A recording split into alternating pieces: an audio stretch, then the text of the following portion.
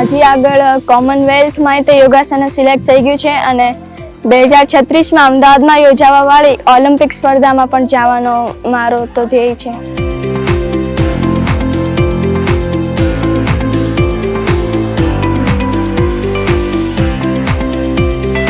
તો ખૂબ જ આનંદ થયો, કેમ કે એને એટલા વર્ષથી એની એટલી બધી યોગમાં એની સતત એનું પ્રેક્ટિસ કરતી હતી. અમે પણ એને સપોર્ટ કરતા હતા.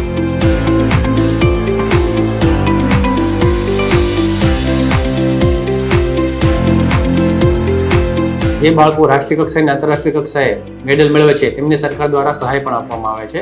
આંતરરાષ્ટ્રીય કક્ષાએ જે સ્પર્ધાઓમાં ભાગ લે છે તેવા ખેલાડીઓને સરકાર દ્વારા 75,000 રૂપિયાની સહાય આપવામાં આવે છે અને જે મેડલ મેળવે છે તેમને ખાસ પુરસ્કાર આપીને સન્માનિત કરવામાં આવે છે.